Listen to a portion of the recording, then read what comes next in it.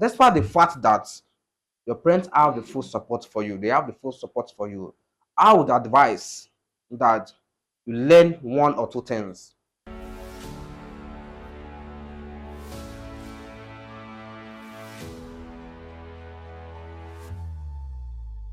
Hi everyone, it's Sonny Sam, and it's CEO of the Institute of Financial Literacy. Actually, I'm on this program to let us know the fact that as a young person growing in Africa, you have a high propensity to live an average life. Most times, we end up becoming nothing. It's not as if we're not doing anything, but the fact that we don't know how to do it or how to start or the best thing to do for ourselves. So because of that, I actually in the studio with one of my friends, a colleague, and very soon I would like her to introduce herself on how to start anything at all as an undergraduate or even before you gain admission to the university, how to start anything at all.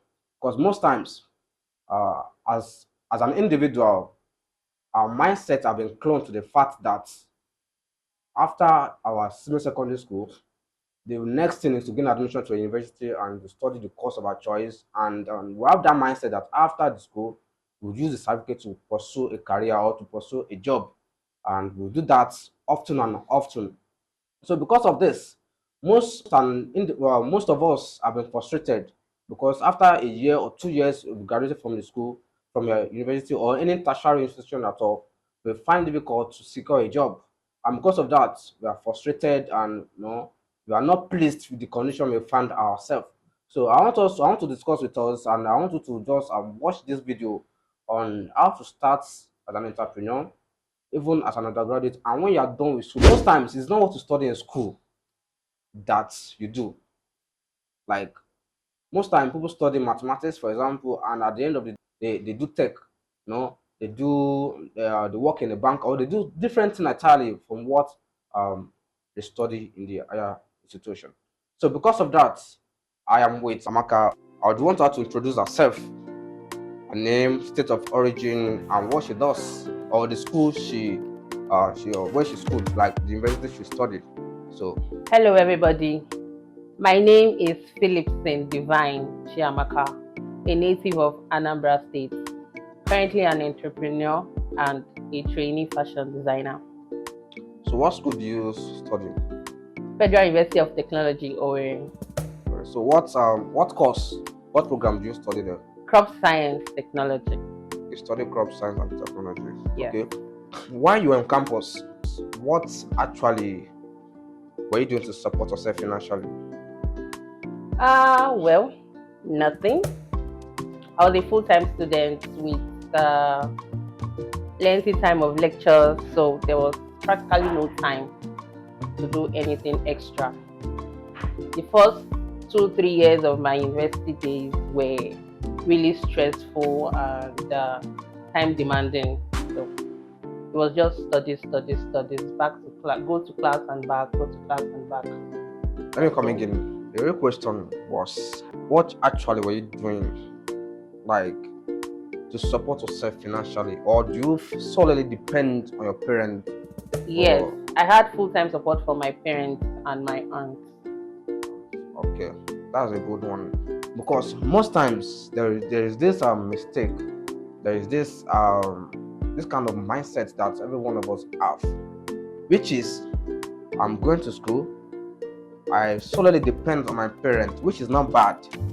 But at the same time, what of along the way, if the parents that was supporting could not support, what's going to happen to you? Sure, you understand? That's the main reason for this podcast. Despite the fact that your parents have the full support for you, they have the full support for you, I would advise that you learn one or two things.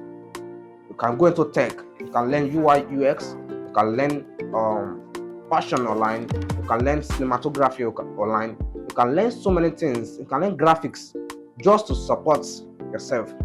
And meanwhile, when you learn those things, you can actually trade with them and you start earning. In fact, you can even earn in dollars and in naira depending on that. So I want to further my question that okay, now you are a graduate, you study what again? Crop science technology. crop science technology.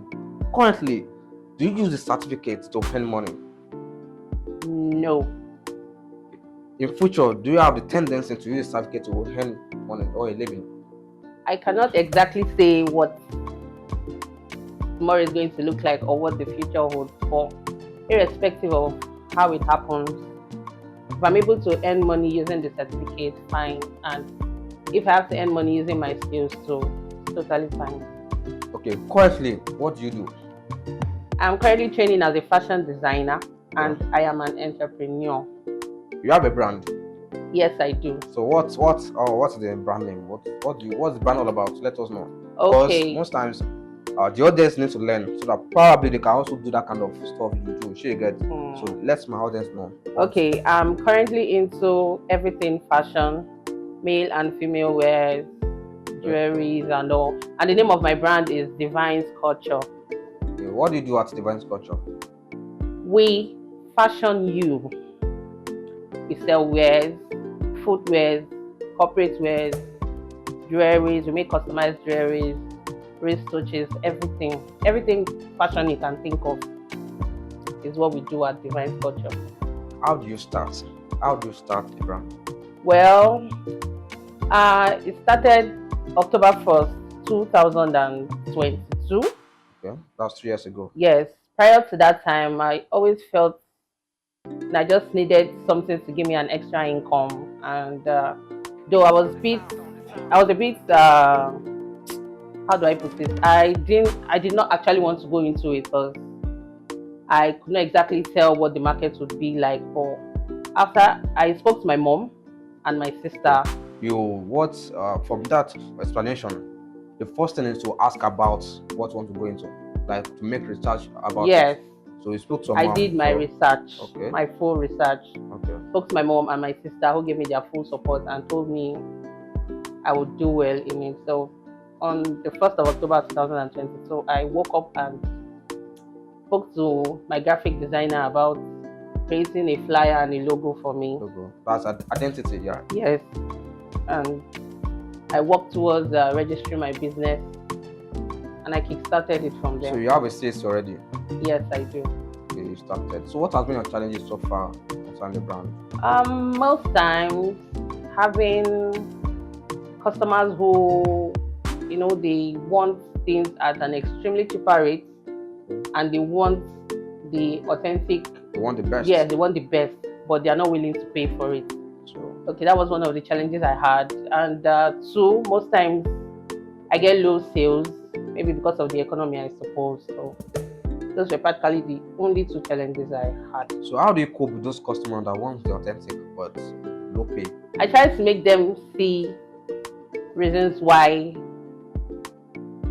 they should go for the authentic ones. And okay, let me use footwear, selling footwear as an example. There are grades. We have grade 1, we have grade 2, we have grade 3. The grade 1s are the most expensive ones.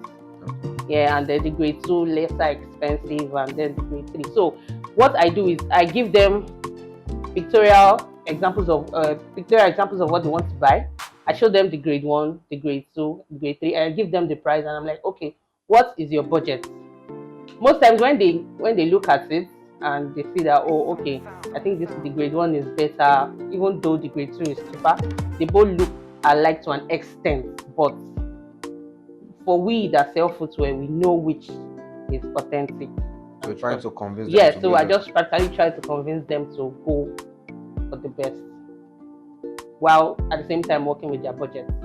Okay. So now, we've explained that. So what is your plan the next 2, 3, 4, 5 years concerning the brand? Okay.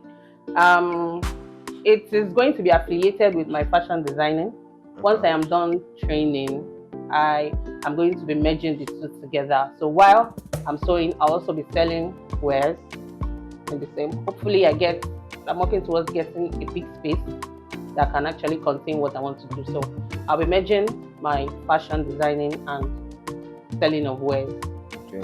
Together. Since 2022, have we been able to build or nurture a kind of relationship regarding that brand? since 2022. Build or nurture a relationship regarding the With brand in what sense? yes, like I'm very sure you have people that does what you do. Most definitely. Have you tried to build a relationship regarding that line so that at least you can learn one or two from them and can learn Yes, from you yes. If within a there period is of time? if there is one thing I love about myself is the fact that I'm always open to learning new things, and I love to meet people who I can rub minds together with, who I can exchange ideas with. So I have a couple of people that I talk to. If there are things that I feel like I don't really understand about the business, I ask them, and they're always willing to put me through. So everyone, we've learned and we heard from Divine, who's she has a brand called Divine Culture. We've learned how she started as an entrepreneur from the scratch. Whereas when she was even in school, she could not find one or two things to do, and she's doing well herself right now. One thing I'll let us to understand is the fact that, according to what the motto of my brand, the Institute of Financial Literacy, whose mantra is paradigm shift, change of mindset, change of how something works or is being established. Most of us will have this mindset, even from our primary school, they've cloned our mindset to the fact that you must go to school, have a good grade, and at the end of the day, you make use of the certificate, which is not bad, which is true. Whereas, everything has changed. Change is a constant. Change is very constant. So because of this, we've learned from and I'll be inviting most of my friends to this program, after watching this program, and do it to subscribe to my YouTube channel, Sonny Sam Official, as I'll be bringing more of my colleagues, friends, and people that once started or people that are doing it financially according in their career. Even while in school as an undergraduate, they were doing one or two things. I've invited them to this program. So just try to like, comment, and share. Tell your friends about this program. I am Sonny Sam, President and CEO of the Institute of Financial Literacy, whose mantra is paradigm shift.